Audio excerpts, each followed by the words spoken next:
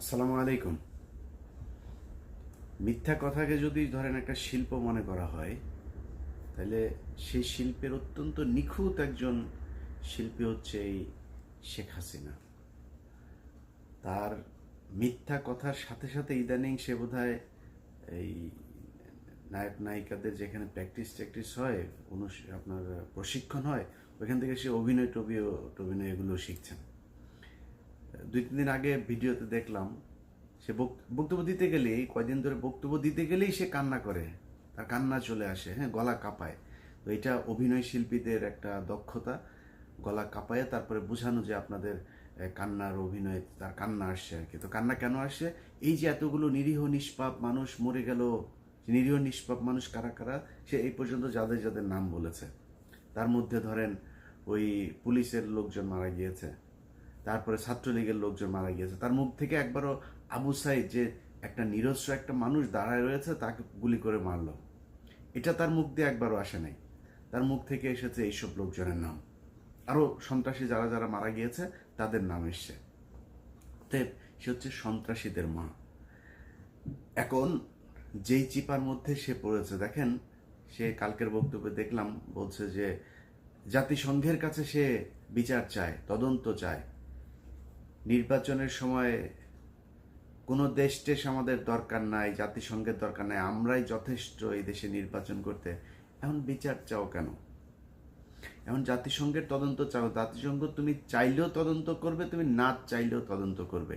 চিপার মধ্যে পড়লে যে অবস্থা হয়, শেখ হাসিনার অবস্থা এখন তাই। আমার ধারণা, মতিউর রহমান রেন্টুল বলেছে না ও ফেন্সিডিল খায়, তো ফেন্সিডিল খাওয়ার সংখ্যা আমি জানি না, এখন তো নিত্য নতুন বিভিন্ন মাদক বের হয়েছে, তো নতুন কোনো মাদকে আসক্ত কিনা ও, ওইটা যদি না হয় তাহলে ফেন্সিডিল মানে খাওয়ার যে পরিমাণ, সেই পরিমাণটা তার অনেক বেড়ে গেছে। কারণ দেখেন, সবাই, আমি 71-এর যুদ্ধ দেখি নাই, 90-এর গণ অভ্যুত্থান দেখি নাই, শুনেছি যতটুকু পড়েছে, আজকে যে অবস্থা, এই একতা বাংলাদেশের মানুষের মধ্যে জীবনে কোনোদিন আসে নাই।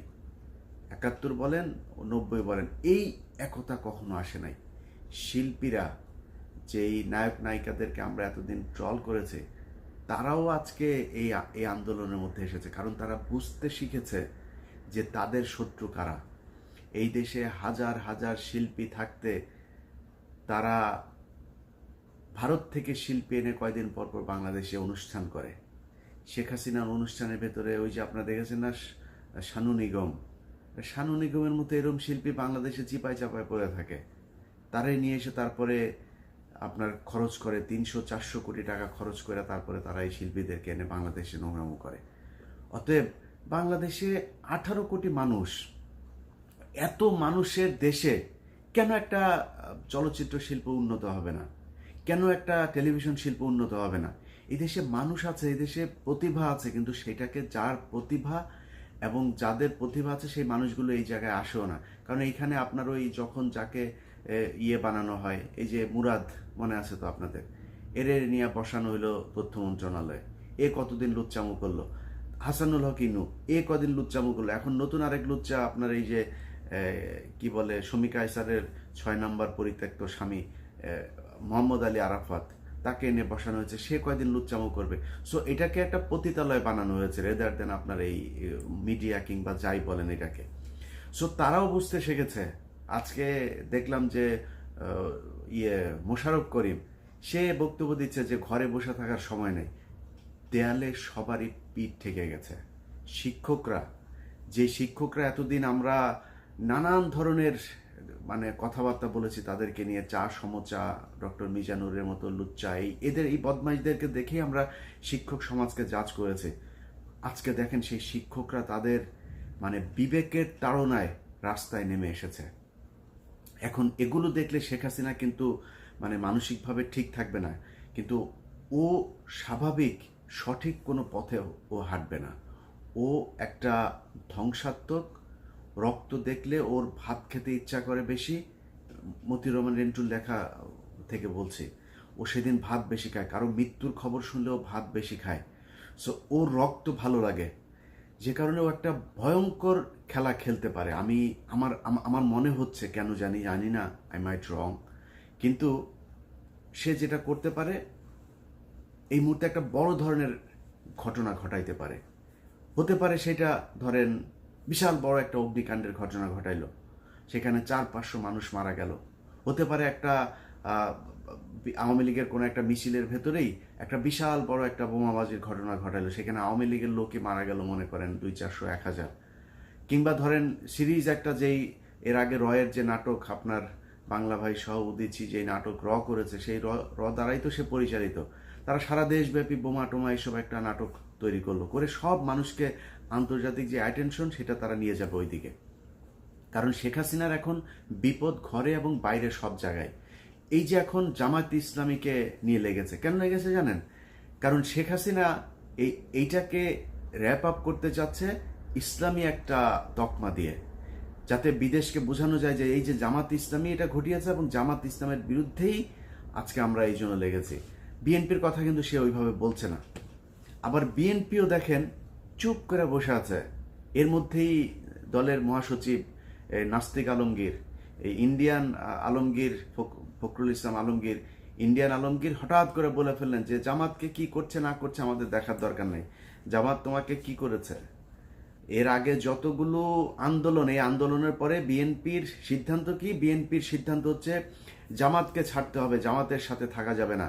বিভিন্ন এই 18 নির্বাচনে কামাল শেখ হাসিনার কোলে বসে ঘুমায়, সে কামালকে নিয়ে এসে তারপরে তাদের প্রধান নেতা বানাইলো, অথচ তাদের জামাতকে নিয়ে চুলকানি। জামাত তোমাদের কি করেছে? জামাতকে করবা? আওয়ামী লীগ যেমন পুলিশ ছাড়া আওয়ামী লীগ যা, জামাত ছাড়া বিএনপির অবস্থা এখন তাই হবে। সো তাদেরকে রাখতে হবে, এত মুখ পুষা ফেললে হবে না। হ্যাঁ, 5ই মের ঘটনা থেকে শুরু করে বিভিন্ন এই 28শে অক্টোবর বিভিন্ন জায়গায় জামাত ইসলামের নেতাদের ফাঁসি হয়েছে, সেখানে চুপ করেছিলেন, কোনো কথা বলেন নাই। কিন্তু চুপ করে থেকে যদি আপনার ভালো হইতো, কোনো সমস্যা ছিল না। যেই জামাত ইসলামকে আপনার মানে ভুয়া কোর্টের মাধ্যমে ভুয়া বিচার করে তারপরে ফাঁসি দেওয়া হয়েছে, সেই জামাত ইসলামের ওই কোর্টে কিন্তু আপনাদের বিএনপির লোককেও ফাঁসি দেওয়া হয়েছে। সো আপনাকে বুঝতে হবে, টুডে টুমোরো আপনি যেই সমস্যায় জামাত আজকে পড়েছে, জামাতকে আজকে নিষিদ্ধ করা হবে না। হাসিনা যদি সুযোগ পায়, এই সময় যদি হাসিনা পায়, তাহলে সামনে আপনাকেও নিষিদ্ধ করবে। এইটা মাথায় রেখে তারপরে কথাবার্তা বলতে হবে। কালকে দেখলাম একটা মেয়ে পুলিশের গাড়ির সামনে দাঁড়িয়ে তারপরে ধাক্কাচ্ছে, ঢাকা বিশ্ববিদ্যালয়ের মহিলা শিক্ষক। এই শিক্ষকরা এসে তারপরে পুলিশের সাথে ধাক্কাধাক্কি করছে। কোথায় বিএনপি? এখানে তো থাকতে হবে। হ্যাঁ, এই সব কটা ঘটনাতে আমার চোখে দেখা, আপনার 5ই জানুয়ারি নির্বাচনের আগে এই যে 2013 সালের যে আন্দোলন, তারপরে জামাতের নেতাদের যে ফাঁসি দেওয়ার সময়ের যে আন্দোলন, তারপরে 28শে অক্টোবর জামাত ইসলামের যে মার খাওয়া, 5ই মের ঘটনায়, সব জায়গায় বিএনপি যখনই দেখেছে যে জামাত এই আওয়ামী লীগ খুব বিপদের মধ্যে আছে, চুপ করে বসে থেকে হ্যাঁ হচ্ছে, চলছেই তো, কোনো সমস্যা নেই। এভাবে চুপ করে বসে থাকলে হবে না। যেখানে স্টুডেন্টরা সমস্যায় পড়বে সেখানে আপনাদেরকে ভ্যানগার্ড হয়ে তারপরে তাদের নিরাপত্তা দিতে হবে। এই অবস্থা বেশি দিন চলতে দেওয়া যাবে না। শেখ হাসিনা জানে যে কিভাবে ঘটনা ঘুরাইতে হয়, সো সে এটাকে ইউটার্ন নিয়ে কোনো এক জায়গায় নিয়ে যাবে। তার আগে ঘটনা আপনাদেরকে ঘটাইতে হবে। কোনো জায়গায় যেন শিক্ষার্থীরা মনে না করে, শিক্ষকরা মনে না করে যে আমরা অসহায়, আমাদের সংখ্যা কম।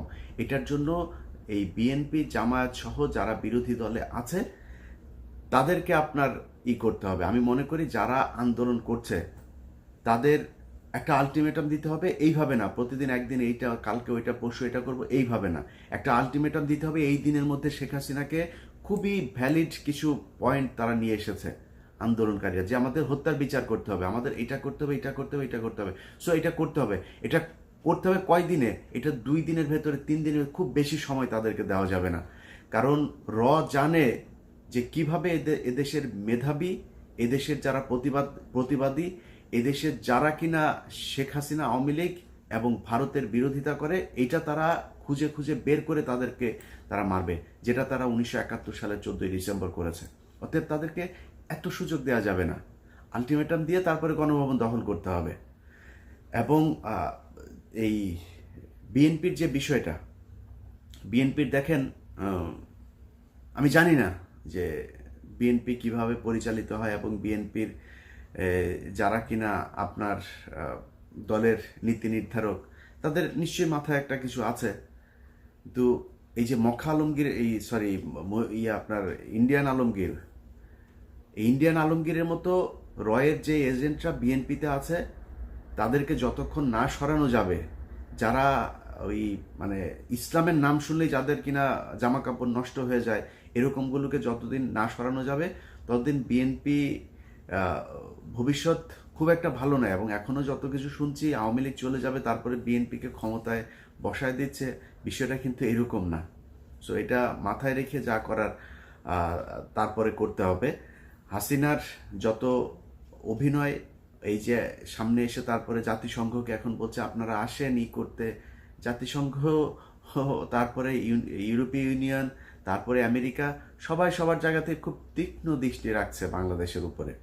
সেটা নিয়ে আমি খুব বেশি এটা নিয়ে আলোচনাই করতে চাই না। এবার নির্বাচনের আগে আমরা এগুলো নিয়ে বহুত আলোচনা করেছি, এখন আমরা আলোচনা করতে চাই না। এখন আমরা বাংলাদেশের মানুষের ভেতরে যে সাহস, যে প্রতিবাদের যে আগুন আমরা দেখেছি, এখন আমরাই যথেষ্ট আমার মনে হয়।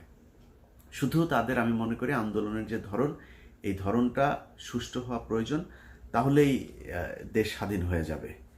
শেখ হাসিনার আজকে যে অবস্থা, শুধু এইটুকু বলবো যে আপনার বাপের লাশের পাশে যেমন 2 দিন কাউকে যাইতে দেখা যায় নাই, 570 দিয়া যেরকম আপনার বাপের গোসল করাইছে না, আপনার অবস্থা তার চেয়েও ভয়ঙ্কর হবে। আপনি এই যে আশপাশে খাওয়ায় টাওয়ায় কিছু লোকজনকে ফুলিয়ে ফাঁপিয়ে তারপর রেখেছেন, এর বাইরে কেউ আপনার পক্ষে নাই। আপনার গোয়েন্দা সংস্থার রিপোর্ট আপনার কাছে আছে।